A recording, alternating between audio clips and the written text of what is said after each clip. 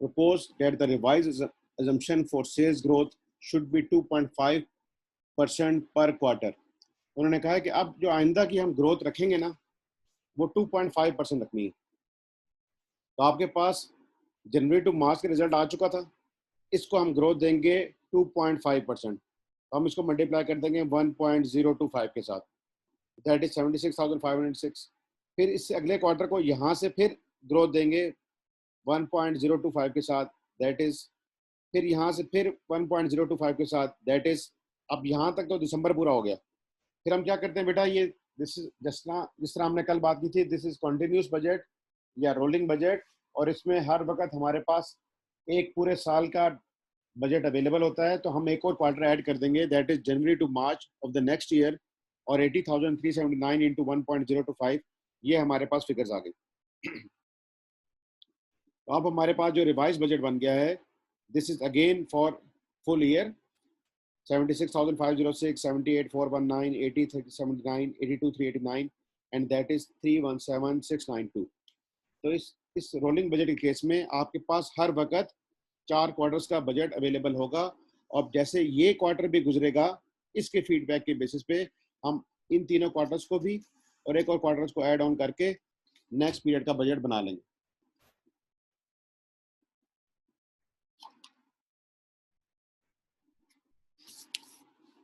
ये बात समझ आई है या इसको एक्सेल में करके समझाऊं?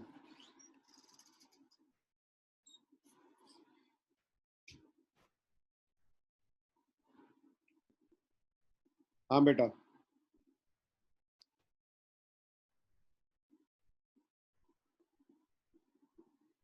ओके।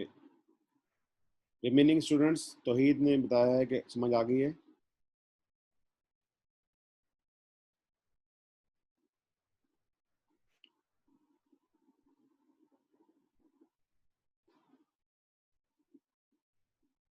अच्छा बेटा, आप ये बताओगे, अब तो इन्होंने कह दिया कि हम 2.5% ग्रोथ रखेंगे, पहले उन्होंने ग्रोथ कितनी एंटिसिपेट की हुई थी, यहाँ पे बताएंगे कितनी ग्रोथ कर रहे थे वो?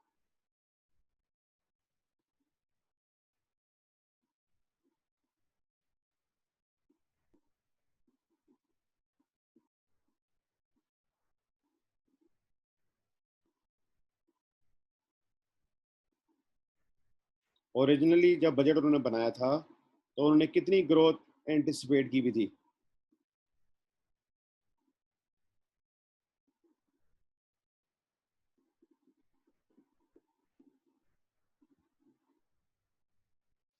जैसे देखें 86,120 है अप्रैल टू जून, ये यहाँ से कितनी इंक्रीज है?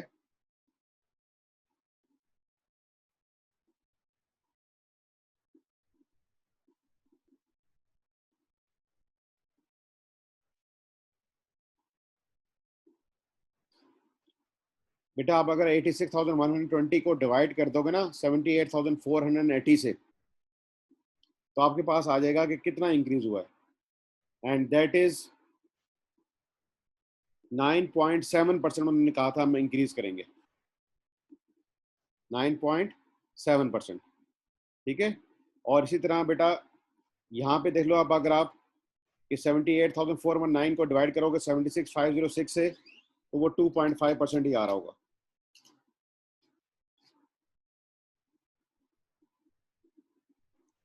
ठीक है, 1.025 ही आ रहा है हमारे पास। ओके,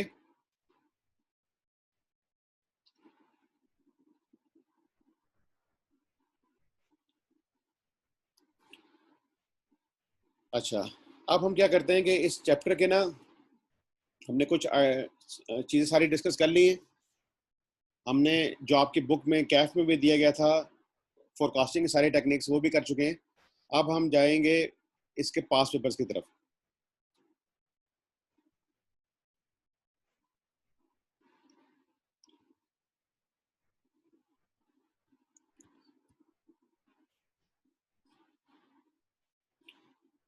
आप लोगों ने स्टार्ट किए पास पेपर इसके? ये बजट्स में है, स्प्रिंग 2019 में आया था, इसको देख लेते हैं।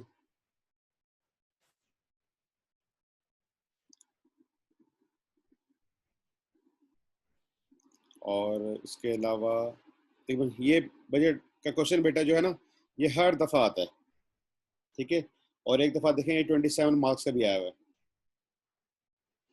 लेकिन दैट वाज लॉन्ग अगो। अभी हम अगर स्प्रिंग 2019 का देखना चाहें,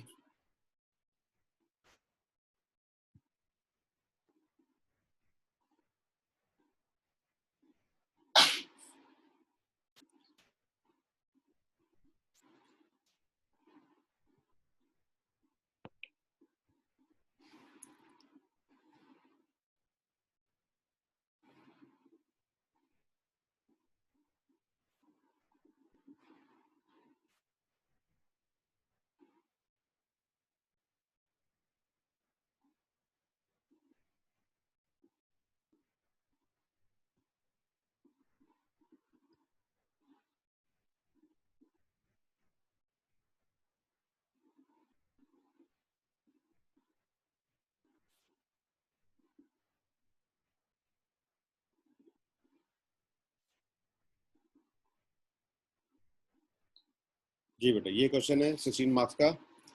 Prepare budgeted profit and loss statement for the year ending for the year ending 31st March 2020. Assume that, except stated otherwise, all transactions are evenly distributed over the year 360 days. RIL uses marginal costing and follows FIFO method for valuation of inventory.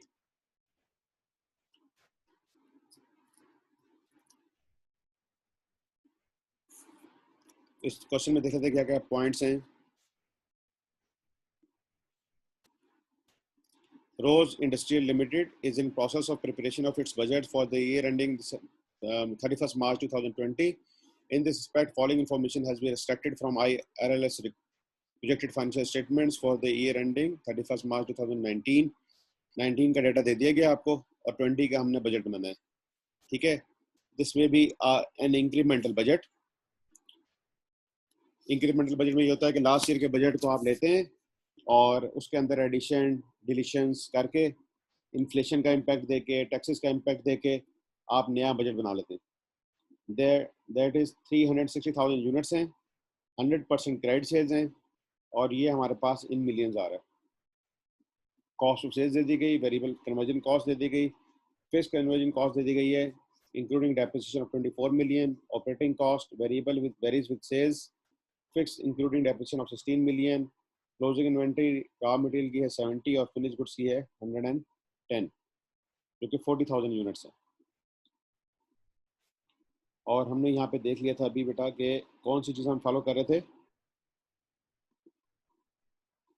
FIFO। हाँ, RIL uses marginal costing and follows FIFO method for valuation of inventory. The management estimates that profitability can be increased by employing the following measures: introduction of a cash sales at 5% less than credit sale price. This would increase the total sales volume by 30%, whereas credit sales volume would reduce by 20%, as some of the existing customers would shift to cash sales.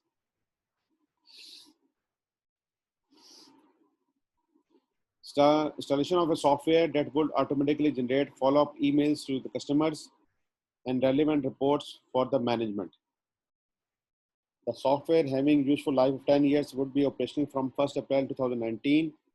The software would cost 2.5 million and its maintenance cost is estimated at rupees 0.15 million per quarter. It is expected that as a result of the use of this software, RIL would be able to reduce its fixed operating cost by 15%. As the purchase increase, RIL would negotiate with the suppliers and receive 2% trade discount. Cost reduction measures would be taken, would save 5% of the variable conversion and variable operating cost. इसका बेटा क्या impact आएगा? इसका impact ये होगा कि जब आपकी सेल्स बढ़ेंगी ना, तो आपकी परचेजेस भी बढ़ेंगी।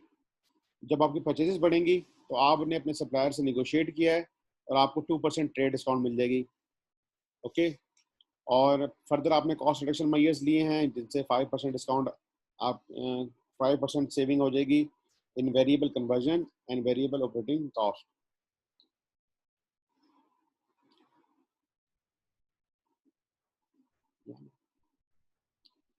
The increase in working capital requirements would be met by arranging a running finance facility of rupees 100 million at a markup of 10% per annum. Running finance facility ये होती है बेटा, बैंक से आप बात कर लेते हैं कि जब भी हमें जरूरत पड़ेगी हम बैंक से विड्रॉ कर लेंगे, यानी कि आपने उसके साथ एक लिमिट तय कर ली है 100 मिलियन की। 100 मिलियन आपको आपके अकाउंट में ट्रांसफर नहीं किए जाते, लेकिन आपके साथ बैंक कमिटमेंट कर लेता है और जब आपको जरूरत होगी वो आपको ये पैसे दे देगा, ठीक है। और आप ये किस लिए मांग रहे हैं? That is for your working capital. और वर्किंग कैपिटल क्या होता है? वर्किंग एक होता है हमारा कैपिटल जो हमने बिजनेस में इन्वेस्ट किया हुआ है, और एक कैपिटल होता है जो कि हम अपने करंट एसेट्स को एक्वायर करने के लिए, अपने बिजनेस के ऑपरेशंस को रन करने के लिए हम अपने पास जो मेंटेन करते हैं, that is called working capital. Usually इसको कहा जाता है करंट एसेट्स को, और सम टाइम इसको कहा जाता है net working capital, that is current assets minus current liabilities. तो वो उन्होंने अरेंज कराया 100 मिलियन का, और उसके ऊपर 10% आपने मार्कअप देना है। It is estimated on an average 90% of the facility would remain utilise during the budget year. हम 100% कैपेसिटी यूटिलाइज नहीं करेंगे, हम 90% कैपेसिटी यूटिलाइज करेंगे। Effect of inflation on price of raw material and all other costs, excluding depreciation, would be 10%. Effect of inflation कहाँ पे? On price of raw material and all other costs. Depreciation के ऊपर इसका impact नहीं आएगा, क्योंकि depreciation के लिए आपने एसेट पहले से खरीदा हुआ होता है। Closing raw material and finish goods inventory would increase by 8%। Okay, तो बेटा इनके सारे पॉइंट्स को वन बाय वन देखते हैं। सेल्स देखिए अभी आपके पास कितनी है? 2.8 मिलियन की, और 360,000 यूनिट्स हैं। तो पर यूनिट क्या प्राइस आ रही है?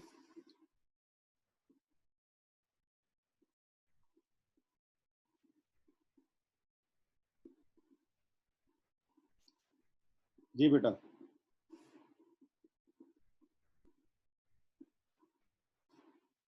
that is 7,777। ओके,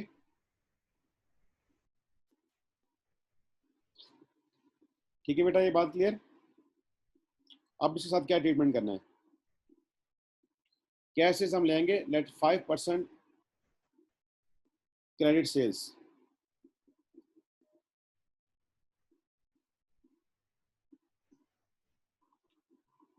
तो अब हमारे पास कैश सेल्स की प्राइस हो जाएगी 7,400, 7,388।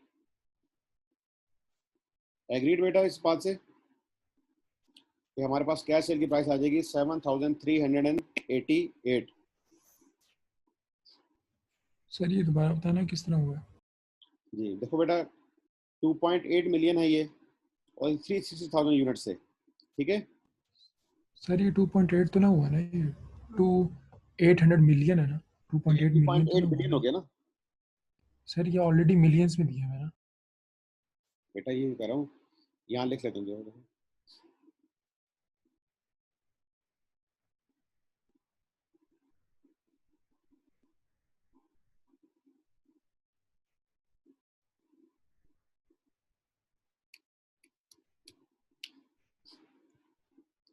ये फिगर बन जाएगी। यस सर, ये 2,800 मिलियन होगा। ठीक हो गया, और 360,000 यूनिट्स हैं।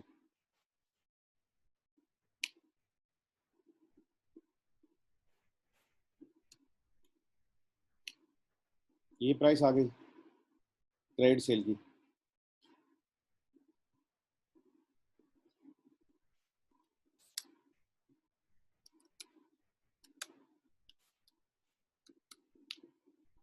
This is unit sale price. और जो कैश सेल प्राइस होगी उसमें हमने क्या कर देना है? 5% डिस्काउंट दे देना है। तो इसका हम ले लेंगे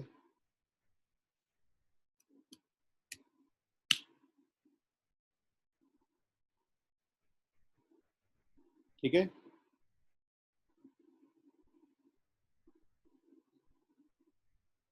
ठीक है, तो यस सर, सर आगे। ठीक है ना, इसका साथ साथ आंसर खोल लेते हैं ताकि जो कैलकुलेशन वहाँ से मिल जाए आसानी है।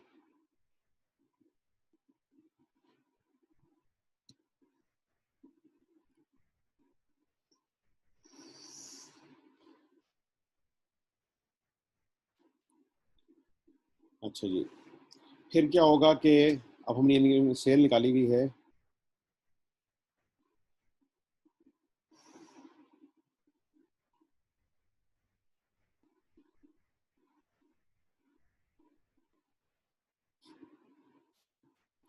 अच्छा जी,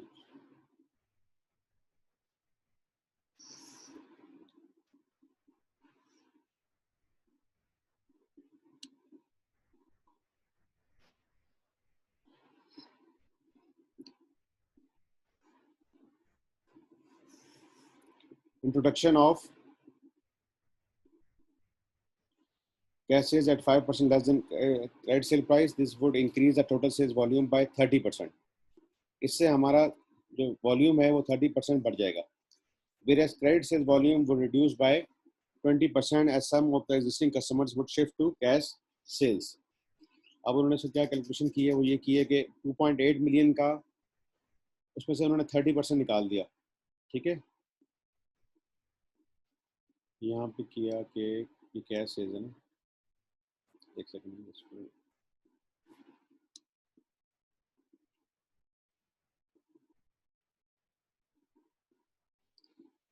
ये हो गई कैश सेल आएगी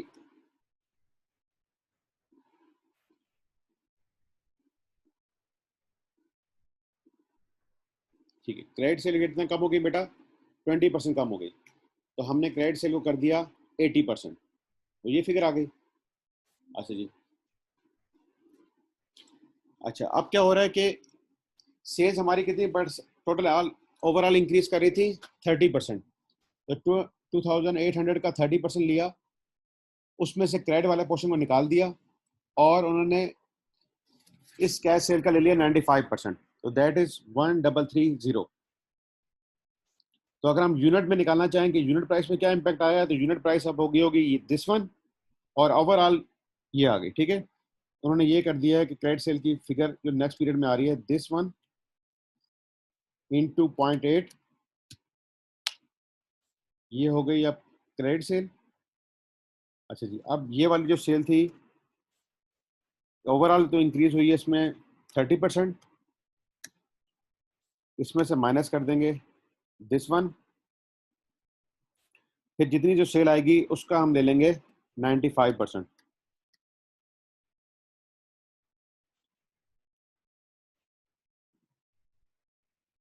ये सेल इंक्रीज हुई, ठीक है ना, ओवरऑल सेल, उसमें से क्रेडिट सेल निकाल दी, जो बाकी क्या बच गई अब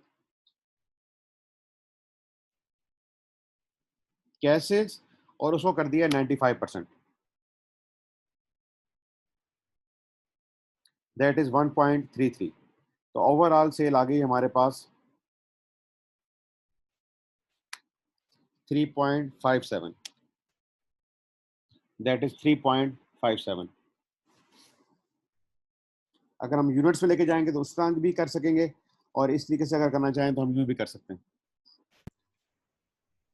सर ये पहले क्रेडिट सेल्स निकाल के फिर कैश सेल्स निकाल लें, उसको सम करके फिर उनको 30% इंक्रीज कर दें, ऐसा कर सकते हैं? एक सेकंड, कैसे कह रहे हो बताओ जरा, बताएं. सबसे पहले क्रेडिट सेल्स तो निकल गई है ना, ये 2240। नहीं देखो, मैं बताता हूँ क्वेश्चन में क्या बात कर रहा है पहले, कि हमारी जो सेल्स है ना, introduction of cash sales at 5% less than credit sales price, this would increase the total sales. पहले आपने देखना कि हमारी टोटल सेल्स ना 30% बढ़ गई. ये पॉइंट ध्यान में रखना है. तो ये टोटल सेल्स जो हैं वो 30% बढ़ जाएं. टोटल सेल्स मतलब वही ना sir, credit sales plus cash sales. जी जी, देखो पहले वाली जो सेल्स थी ना हमारी ये थी, इसको हम क्या कर दें 30% इंक्रीज कर दें. लेकिन ये तो सिर्फ क्रेडिट सेल्स है। जी जी बेटा, वही बता रहा हूँ ना. देखो पहले क्या हम कर रहे थे, पहले तो हम कर ही क्रेडिट रहे थे ना, सारी जो सेल्स थी हमारी वो क्या थी, क्रेडिट सेल. ठीक है, क्रेडिट। अब वही टोटल जो सेल्स वॉल्यूम है ना वो 30% इंक्रीज कर रहा है. ठीक है, जब वो इंक्रीज कर रहा है, एक सेकंड पार्टिसिपेंट है, जब वो 30% इंक्रीज कर रहा है तो ये सेल्स बढ़कर अब आ गई दिस वन. ओके, ठीक है। मैं यहाँ पे इसको करता हूँ रिपीट, इसको भी हम उठा के ना यहाँ ले आते हैं।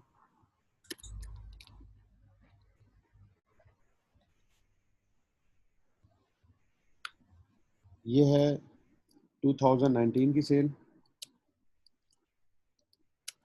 इन रुपीस, और ये है 2020 की सेल। अभी हम निकाल लें, निकली नहीं है। ये 30% इंक्रीज हो गई।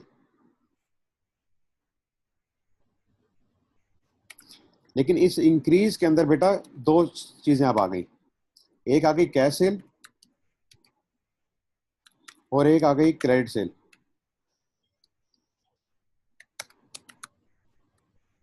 ठीक है, जो क्रेडिट सेल है ना वो इस सेल का है कितने परसेंट? 80%। ओके, वो इस सेल का कितना है? 80%। और कैश सेल कितने होगी? 20%। 20%। वो ये बन गई। ठीक है,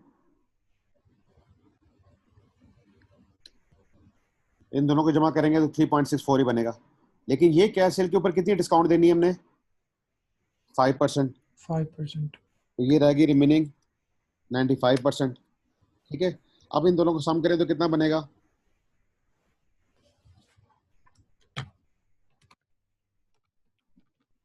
ये आ रहा है 3603। अच्छा देखते हैं इसमें कहाँ भी हमने कोई गलती कर दी है, देख लेते हैं।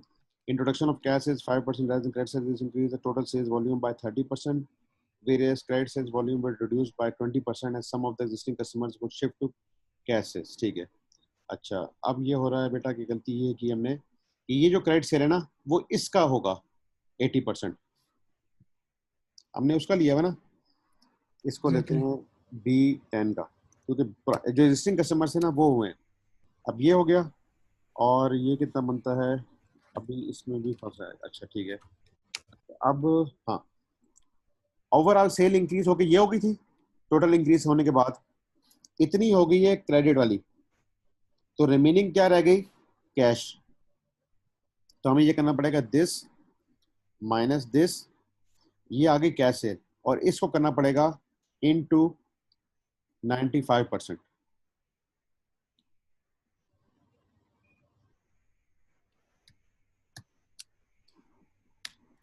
ये, और इन दोनों को जब सम करेंगे तो वही 3.57 आएगा। तो पॉइंट क्या है कि क्रेडिट सेल वो हो जाएगी 80% ऑफ एग्जिस्टिंग सेल, ठीक है सर। और ओवरऑल इंक्रीज है 30%।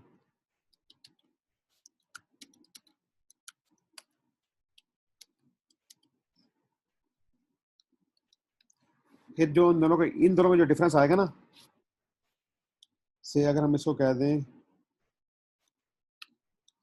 इसको कह दें ए, इसको कह दें बी, तो सी जो आएगा that is the difference between A minus B. ये हम लेंगे कैशेस, और इसके बाद जो वैल्यू आएगी उसका लेंगे 95%। ये सिनेरियो है पहले पॉइंट का। जी बेटा, सबको क्लियर हुआ ये वाला पॉइंट?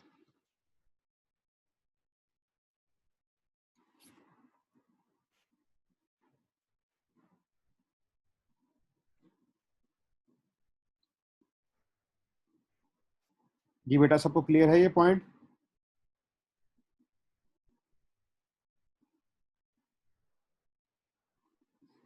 अगर हम यूनिट्स के ऊपर भी करना चाहें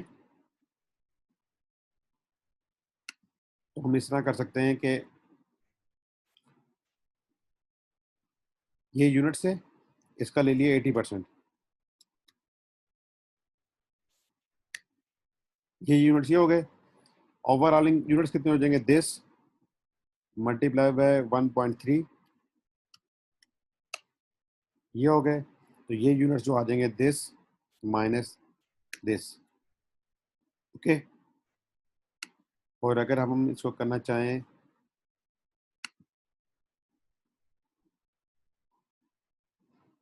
कि हमने कैश सेल की प्राइस कर दी कितनी? दिस वन, और इसकी प्राइस कर दी है दिस वन हम मल्टीप्लाई करें अगर, तो ये आप देख रहे हैं कि ये टैली कर रहे हैं। अगर यूनिट प्राइस के साथ भी करके करना था, लेकिन बात ध्यान में ये रहे कि ये जो इंक्रीज है, this is overall sale increase, this is 80% of existing sale, यहाँ पे बताया गया है 20% as some of the existing customers would shift to cash sales। जी बेटा, अभी कोई कंफ्यूजन है इस पॉइंट में तो?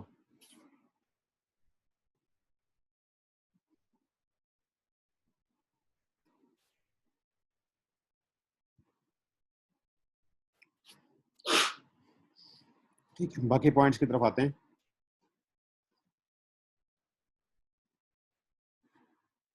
Variable cost of good sold. अब हमारे पास variable cost of good sold कैसे आएगी? रॉ मटेरियल कंजम्पशन के लिए उन्होंने एक लता वर्किंग दी गई है, कन्वर्जन कॉस्ट के लिए लता वर्किंग है। इन 1 बाय 1 को देख लेते हैं। रॉ मटेरियल कंजम्पशन के लिए क्या हो रहा है कि budgeted raw material consumption at last year price, last year price इनकी थी 1.12, जो कि रॉ मटेरियल की थी 1.12, ठीक है। दैट वाज फॉर 360,000 यूनिट्स, और आपके पास अब यूनिट्स हो जाएंगे 471,200। वो कैसे हो जाएंगे? वो यहाँ पे उन्होंने सेल्स की वर्किंग की हुई है। 360,000 आपकी सेल्स थी, जो कि 30% इंक्रीज कर गई। मैंने लाइट आ गई। 360,000 इंटू 1.3, तो हमारे अब जो यूनिट सेल होंगे दैट इज 468,000। ओके, यहाँ पे भी बेटा हमने निकाले हैं, दैट इज 468,000। अच्छा जी, फिनिश गुड्स क्लोजिंग जो है हमारे पास, अब वो हमने कितने लेनी थी? हमने कहा था कि 8% उसके अंदर इंक्रीज कर देंगे। पहले जो हमारे पास क्लोजिंग फिनिश गुड्स इन्वेंट्री है दैट इज 40,000 यूनिट्स, और इसका हमने कहा हुआ है क्या कि closing raw material in finish goods inventory would increase by 8%। तो closing finish goods inventory 8% increase होकर हो जाएगी 43,200, और जो लास्ट पीरियड की क्लोजिंग थी वो हमारी क्या बन गई है? ओपनिंग। तो हमें जो प्रोडक्शन करनी पड़ेगी इस दफ़ा दैट वाज ऑफ 471,200। ये जो प्रोडक्शन बजट है आपको याद होगा कैसे आता है? Sales plus closing finish goods minus opening finish goods, that is 471,200। तो ये वर्किंग समझ आ गई बच्चों आपको?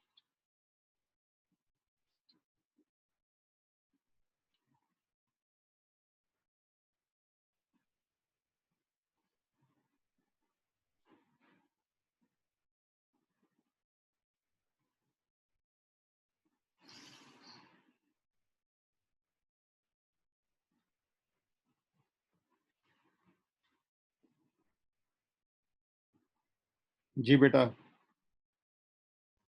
यस सर, ये समझ आ गया। ठीक है। जब ये समझ आ गई तो हमने अब कंजम्पशन निकालनी है। ये लास्ट ईयर की मटेरियल कॉस्ट थी, ये इतने यूनिट्स थे, अब इतने यूनिट्स हो गए, तो ये आ गई। ओके, अब हमने क्या करना है कि फाइफो सिस्टम को लेके चलना है, और हमने कंजम्पशन निकालनी है, क्योंकि उन्होंने कहा हुआ है कि जी हम क्या फॉलो कर रहे हैं? एक तो मार्जिनल कॉस्टिंग और follow FIFO method for valuation of inventory. और हमारे पास जो रॉ मटेरियल की क्लोजिंग इन्वेंट्री थी दैट वाज 70, वो इस दफ़ा हम जाके कंज्यूम करेंगे। प्लस इस दफ़ा जो मटेरियल प्राइस में इम्पैक्ट आया है, effect of inflation on price of raw material and all other cost would be 10%। उसका इम्पैक्ट देखते हैं। ये ओपनिंग रॉ मटेरियल आ गया बेटा।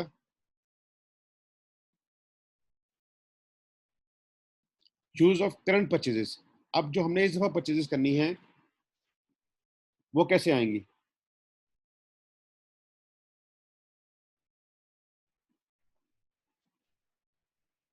एक हमारे ऊपर इन्फ्लेशन का इम्पैक्ट आएगा दैट इज 1.10। अच्छा, प्लस हमने ये भी कहा था कि हमारे पास जो है ना ये as a purchases increase RIL would negotiate with the suppliers and receive a 2% trade discount. तो हमें 2% ट्रेड डिस्काउंट मिलेगी, तो वो आगे 0.98, ये वाला पॉइंट। ये 2 पॉइंट हो गए, ठीक है बेटा। अच्छा जी, अब हमने जो इस दफा कंजम्पशन करनी है वो दिस वन है। 70 ऑलरेडी हमारे पास है, 70 हमारे पास ऑलरेडी है, उसको तो हमें परचेज करने की जरूरत नहीं होगी अब, क्योंकि वो लास्ट ईयर का परचेज किया हुआ है। हम निकाल लें कि इस दफा की हमारी परचेजेस क्या हैं। तो 1465 हमारी कंजम्पशन है, 70 उसमें से माइनस कर दिया, जो बाकी बचा इसको हमने इन्फ्लेशन का इम्पैक्ट दे दिया और उसके ऊपर 2% डिस्काउंट ले ली, तो हमारे पास परचेजेस की फिगर आ गई है 1504.84। ठीक है बेटा, जो इस दफा हमने कंजम्पशन करनी है और जो इस दफा परचेज करनी है, कंजम्पशन की वो क्वांटिटी जो इस दफा परचेज करनी है वो आएगी 1504.84 की, और 70 का हमारे पास ओपनिंग स्टॉक है। फाइफो मेथड लेके चल रहे हैं, इन दोनों को सम करेंगे तो हमारी इस दफा की जो मटेरियल कंजम्पशन हम प्रॉफिट लॉस अकाउंट में शो करेंगे, दैट इज 1574.84। इस पॉइंट में जहां कंफ्यूजन हो रही है आप पूछ सकते हैं।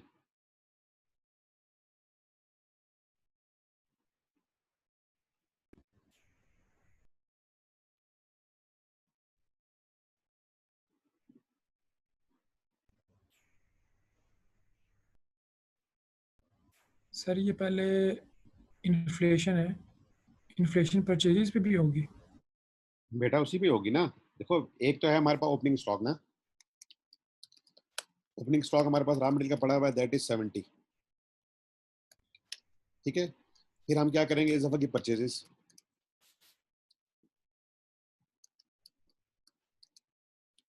ठीक है, फिर हमारे पास क्या आ जाता है, अवेलेबल आ जाता है, फिर हम लेस करते हैं क्लोजिंग, तो हमारे पास आ जाती है कंजम्पशन। ओके, आपको पता है कि अब जो हमने कंजम्पशन करनी है ना, उसके अंदर ये 70 तो शामिल है ही, ओपनिंग वाला। ठीक है, प्लस हमने जो कंज्यूम किया होगा वो कहां से आएगा, जो purchases during the current period होंगी। ओके, जो परचेज होंगी ड्यूरिंग करंट पीरियड, और जो ड्यूरिंग करंट पीरियड परचेजेस हो रही हैं उसके लिए है इन्फ्लेशन 10% और डिस्काउंट है 2%। ठीक है बेटा, तो जो हमने परचेजेस किए हैं, ठीक है, उसमें से दो चीजें बनेंगी। से अगर हमने परचेज किए हैं, मैं एग्जांपल दे रहा हूँ 100 रुपए की, तो 100 में से कुछ पोर्शन आ जाएगा कंजम्पशन में और कुछ पोर्शन चला जाएगा क्लोजिंग में। से क्लोजिंग में चला जाता है, हम कहते हैं 10, तो 90 किधर आ जाएगा, यहाँ पे जो हमने कंज्यूम कर लिया। क्योंकि फाइफो मेथड है ना, अब जो जो परचेजेस हम करेंगे उसी से ही क्लोजिंग बनेगा, क्योंकि जो ओपनिंग स्टॉक पड़ा हुआ था वो कहाँ चला गया, कंजम्पशन में, और जो क्लोजिंग बनेगा वो करंट परचेजेस से बनेगा। ये पॉइंट समझ आ रहा है बेटा आपको? ये जो लाइन हमने अभी कंजम्पशन के लिए लिखी है, ये पॉइंट सबको समझ आएगा तो वो वर्किंग जरा आसानी से समझ आ जाएगी।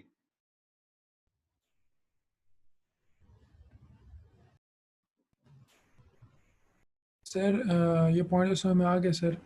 सर लेकिन एक प्रॉब्लम है सर कि अब हमें पूरे क्वेश्चन में किस तरह पता लगेगा कि किस इंफॉर्मेशन में जंप करना है, और फिर इस तरह जी लाइक एक सीक्वेंस समझ नहीं आ रहा सर। जी, मैं सीक्वेंस समझाता हूँ आपको। देखो, हमने जब भी पहले पूरा क्वेश्चन पढ़ा, जब क्वेश्चन पढ़ा था तो आपको कुछ बातें रिकॉल हो गई थी, जिनको हम चाहें तो अंडरलाइन भी कर सकते हैं और बाद में इनको ना फॉलो भी कर सकते हैं।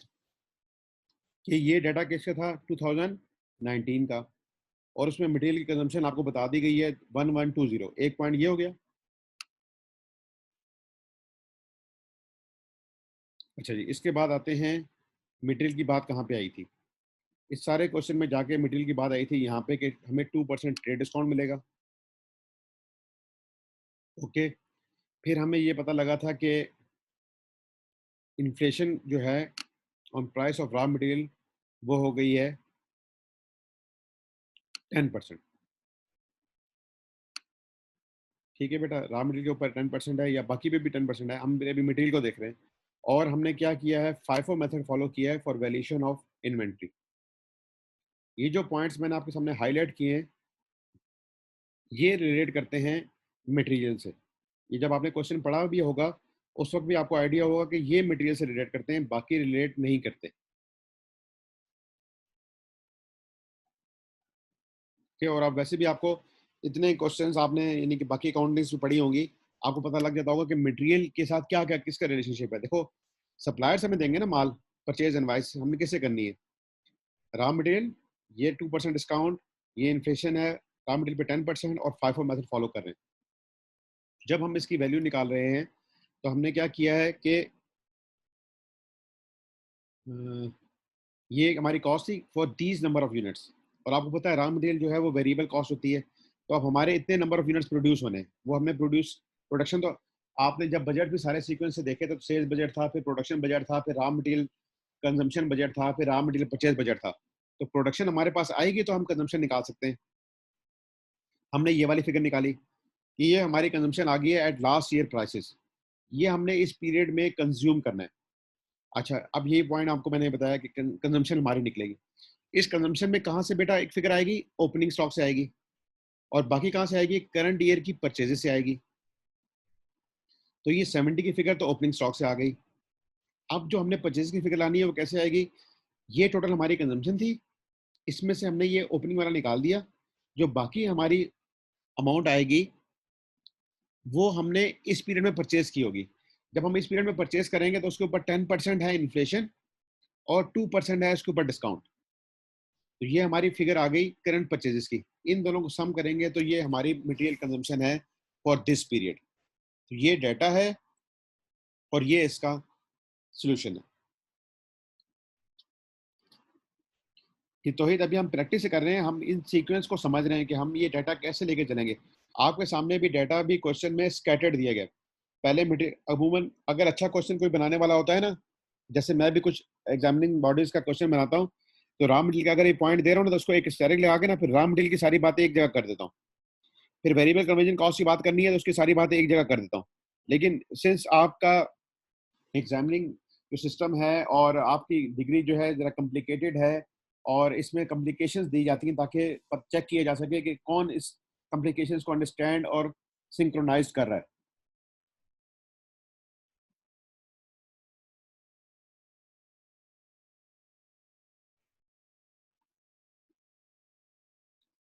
तो बेटा ये कैलकुलेशन की फिगर समझ आई है? Yes sir.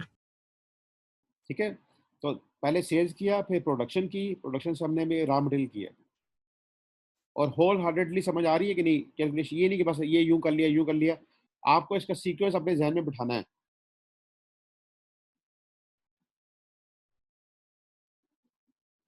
और बेटा आप लोग ना TOT टेस्ट दिया करो, उससे आप बेशक आप उसमें फेल हो गए तो क्या हो जाएगा, कोई आपको पेनलाइज तो नहीं कर रहा। आप अभी जो लास्ट TOT हुआ था सिर्फ एक स्टूडेंट ने दिया, और जिन स्टूडेंट ने दिया उन्होंने पूरे 100 मार्क्स लिए हैं। कोई ऐसा टफ पेपर मैं नहीं बनाता, जो मैंने आपको प्रैक्टिस कराई होती है उसी का बनाता हूँ, ताकि कम से कम आपने उतना तो काम किया हो। अभी मुझे पता है कि आपकी एग्जाम लेवल की प्रिपरेशन नहीं हुई है, अभी हम 1 बाय 1 चैप्टर्स को कर रहे हैं। जब हम सारे चैप्टर्स को कर लेते हैं फिर आप एग्जाम लेवल पे आ सकते हैं, और उसके लिए डिटेल प्रैक्टिस भी चाहिए होती है। अभी तो हम लेक्चर्स ले रहे हैं, अभी आपको प्रैक्टिस के लिए जैसे 1 महीना 1.5 महीने का गैप होता है वो मिलेगा, इसलिए आप प्लीज TOT जरूर अप्लाई करें। अब हम आते हैं वेरिएबल कन्वर्जन कॉस्ट। तो वेरिएबल कन्वर्जन कॉस्ट जो आपको पहले दी गई थी दैट वाज 280। ठीक है, अब इसके साथ देखते हैं क्या क्या हमारे चीजें इन्वॉल्व हैं। That was 280 and that was for 360,000 units. अच्छा जी, इसके अंदर भी इन्फ्लेशन आएगी,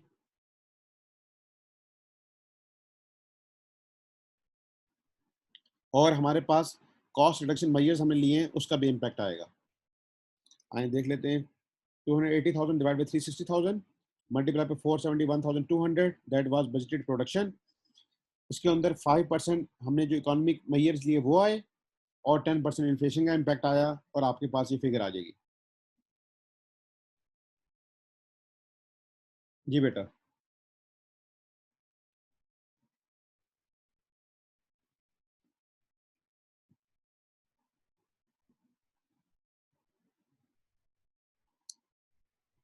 $280,000 थी हमारे पास conversion cost, that was 360,000 units के लिए। अब हमारे यूनिट्स हो चुके हैं 471,200।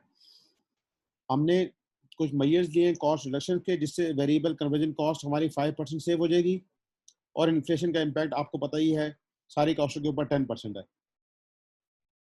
तो ये इस तरीके से आ गया।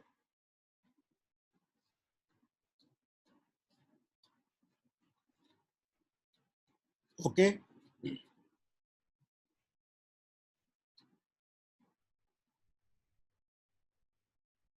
बेटा, आवाज आ रही है? Yes sir. ये पॉइंट समझ आ गया? इन दोनों को सम किया तो ये वैल्यू आ गई। ओपनिंग फिनिश गुड्स हमें क्वेश्चन में दी गई है 110,000, वो हम लिखेंगे। इसके बाद आएंगे, जब क्लोजिंग फिनिश गुड्स लेस करेंगे तो हमारे पास आएगी variable cost of goods sold. Closing finish goods के लिए वर्किंग नंबर 3 दी गई है, उसको देख लेते हैं। Working number 3, raw material cost for valuation of finish goods inventory, और वो हमारे पास आती है यूजिंग मार्जिनल कॉस्टिंग। और मार्जिनल कॉस्टिंग में आपको पता है रॉ मटेरियल कॉस्ट होगी और कन्वर्जन कॉस्ट होगी, वेरिएबल कन्वर्जन कॉस्ट। इसके अंदर फिक्स कॉस्ट नहीं आ रही, क्योंकि अगर फिक्स कॉस्ट आ जाए तो वो एब्जॉर्प्शन कॉस्टिंग बन जाती है। अच्छा जी, अब हमारे पास ये कॉस्ट आ गई है 43,200। हमने क्या करने हैं, क्लोजिंग फिनिश गुड्स इन्वेंट्री के यूनिट्स हैं हमारे, क्योंकि ओपनिंग थी हमारे पास 40,000, जिसको हमने 8% बढ़ा देना है। क्लोजिंग फिनिश गुड्स इन्वेंट्री बेटा क्यों बढ़ाई जाएगी आपके ख्याल में?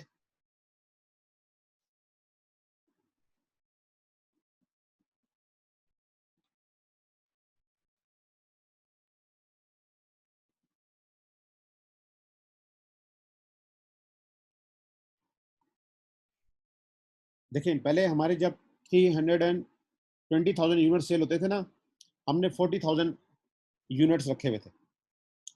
फिनिश गुड्स इन्वेंट्री इसलिए रखी जाती है बेटा, जब ये पीरियड क्लोज होगा और नेक्स्ट पीरियड स्टार्ट होगा, तो हमारे पास कुछ स्टॉक मौजूद हो जो हम सेल कर सकें टिल द टाइम कि हमारी न्यू प्रोडक्शन तैयार हो जाए।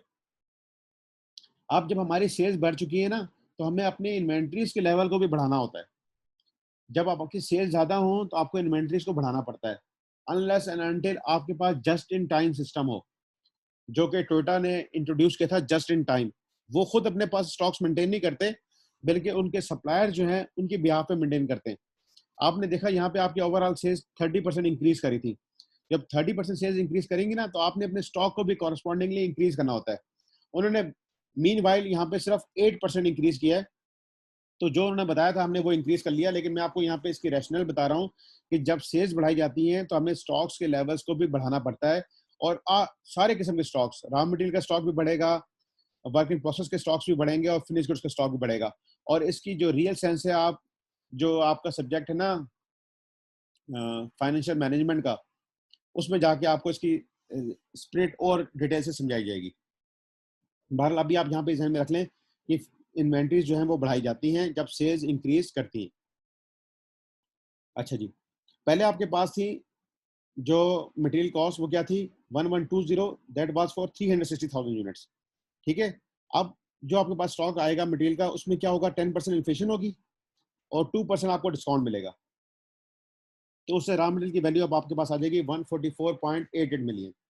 लाइकवाइज आपका क्लोजिंग स्टॉक है फिनिश गुड्स का 43,200, जिसकी कॉस्ट है 280,000, दैट वाज फॉर 360,000 यूनिट्स।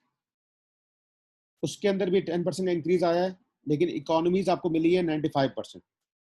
तो ये क्लोजिंग फिनिश गुड्स की वैल्यू बन जाएगी 179.99। और ये सारी जो प्राइसेस हैं बेटा, ये करंट पीरियड की है, क्योंकि करंट पीरियड में इन्फ्लेशन आई, करंट पीरियड में डिस्काउंट मिली, करंट पीरियड में इकोनॉमीज आई।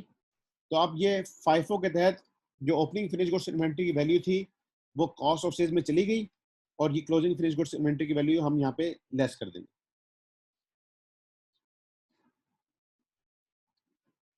तो ये हमारे पास आ गई variable cost of goods sold. Opening हमने इसमें ऐड की और क्लोजिंग लेस की। यहाँ पे भी हमने फॉलो कर लिया है फाइफो। ये हमारे पास आ गया variable cost of goods sold. Sale में से हम variable cost of goods sold को लेस करेंगे। सेल की फिगर हमारे पास ये थी 3570। तो हमारे पास आ गया ग्रॉस कंट्रीब्यूशन मार्जिन। इसमें से हम लेस करेंगे variable operating cost. Variable operating cost, उसके मतलब क्या इंफॉर्मेशन है आए देख लेते हैं। वेरिएबल, हाँ जी, ऑपरेटिंग कॉस्ट दी थी that is varies with volume of sales. That was 190 when sales were 2.8 मिलियन। ठीक है, दैट इज 190। उसका भी हमने ओवरऑल सेल्स हमारी कितनी इंक्रीज कर गई है 30%। इसके ऊपर भी हमारे इकोनॉमी आई है 95% और इन्फ्लेशन आई है 1.1%। तो ये फिगर आ जाएगी हमारे पास 258.12। जब हम इसको ग्रॉस कंट्रीब्यूशन मार्जिन में से लेस करेंगे तो हमारे पास आ जाएगा नेट कंट्रीब्यूशन मार्जिन। ओके, अच्छा बेटा, फिर हम आते हैं फिक्स कन्वर्जन कॉस्ट के ऊपर। दैट वाज 160,000 और उसमें से 24 मिलियन जो था ना वो डेप्रिसिएशन थी। तो हम 160 में से 24 निकाल देंगे। वो खर्चे आ गए जो कैश नेचर के थे। 160 में से हम 24 निकाल दिए, ये वो खर्चे आ गए जो कैश नेचर के थे। इनके ऊपर इन्फ्लेशन आएगी 10% और फिर दोबारा हम डेप्रिसिएशन ऐड कर देंगे क्योंकि डेप्रिसिएशन के अंदर इन्फ्लेशन नहीं है और वो सेम रहेगी। तो दैट इज 173.60। 173.60 ये आ गई फिक्स कन्वर्जन कॉस्ट। फिर हम निकालते हैं operating cost. Fix operating cost है 45 which includes depreciation of 16 million. 45 में से हमने 16 निकाल दिया। ठीक है बेटा, अच्छा इसके ऊपर अब क्या इम्पैक्ट आ रहा है कि 10% आगे इन्फ्लेशन। ओके, और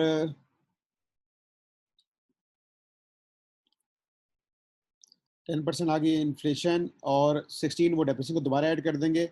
और ये जो 0.85 आया था ये देख सकते कहाँ से आया हुआ है।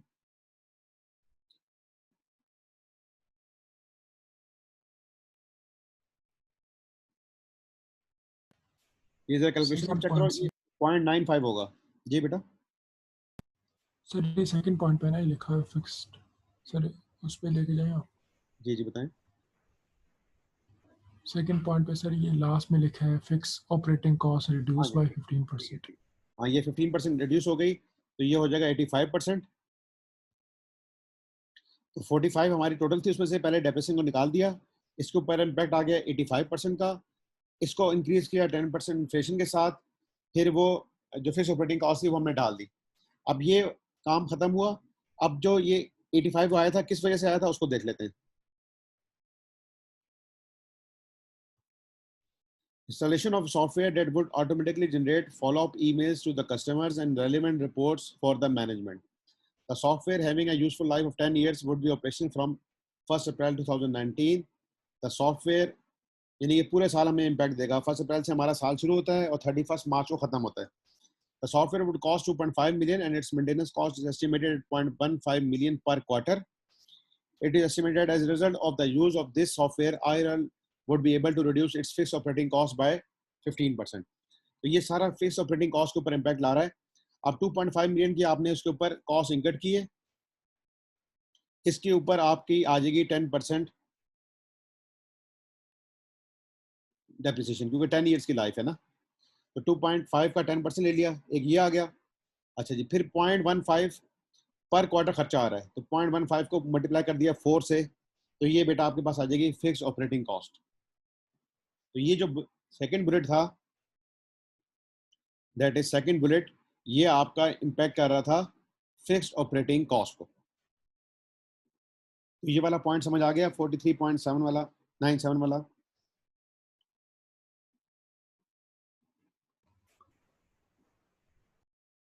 सर ये लाइफ का कहाँ लिखा हुआ है? जी बेटा ये लिखा हुआ है। Useful life of 10 years. ठीक ठीक। तो हम फिर स्ट्रेट लाइन मेथड से फॉलो करते हुए 10% बन जाता है ये। 1/10 करें ना इंटू 100 तो 10% आ जाता है। अच्छा बेटा, अब इसके बाद आखिरी पॉइंट आता है, that is markup on running finance facility. जैसे हमने रनिंग फाइनेंस फैसिलिटी में बताया था कि हमने फैसिलिटी तो 100 मिलियन की ली है, लेकिन हमने अवेल की है 90%। जितनी बेटा आप अवेल करते हो ना, उसके ऊपर आपको लोन देना पड़ेगा। यहाँ पे क्या हुआ है कि आपने सारी फैसिलिटी अपने अकाउंट में रख नहीं ली, बल्कि जब जरूरत पड़ेगी तो रखोगे।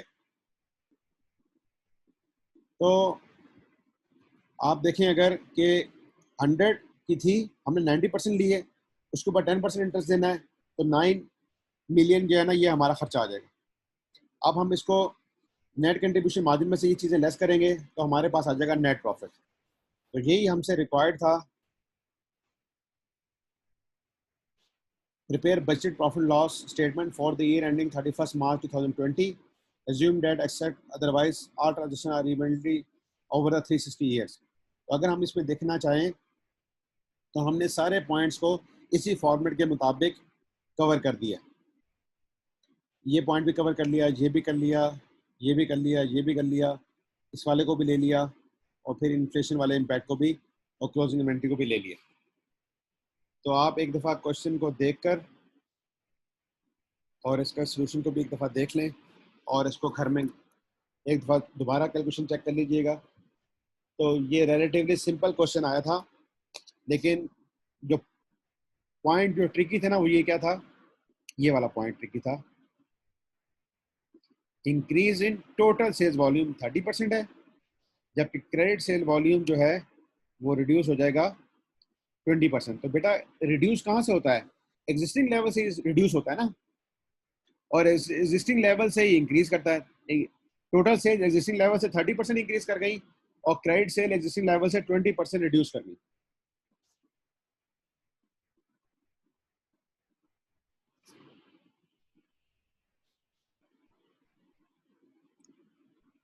जी बेटा, जो बाकी लोग मेरे साथ पार्टिसिपेंट्स हैं, बासिम और दानियाल, आप बिल्कुल पार्टिसिपेट नहीं करते भाई।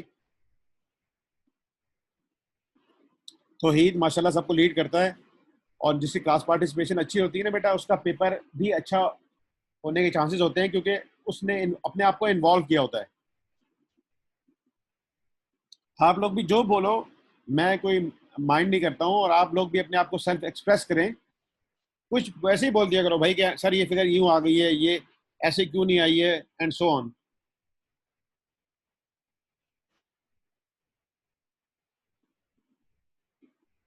ठीक है बेटा, आज के लिए इतना ही, फिर कल इंशाल्लाह हम और क्वेश्चंस को करेंगे। कल मैं क्लास ले लूँगा, ठीक है, मेरी 2 क्लासेस मिस हुई थी ना, तो हम हफ्ता और इतवार को 2 दिन क्लास ले लेते हैं, अगर आप लोगों को बुरा ना लगे, क्योंकि हमने कोर्स भी कवर करना है और थोड़ी सी प्रैक्टिस भी बढ़ानी पड़ेगी, क्योंकि शुरू में सिर्फ 4 दिन क्लास होती रही। अब क्लास के टाइम को थोड़ा सा बढ़ाना भी पड़ेगा, ताकि आपकी, मैं चाहता हूँ ईद से पहले ना कोर्स कवर हो जाए। कल इंशाल्लाह क्लास लेंगे, और क्लास किसी कन्वीनियंट टाइम पे भी ले सकते हैं, ज़रूरी नहीं कि 8 बजे ही लें, क्योंकि बाकी क्लासेस कल नहीं हो रही होंगी। तो मैं आपको क्लास का टाइम बता दूंगा इंशाल्लाह, फिर कल क्लास लेंगे। अस्सलाम वालेकुम व रहमतुल्लाहि व बरकातुहू।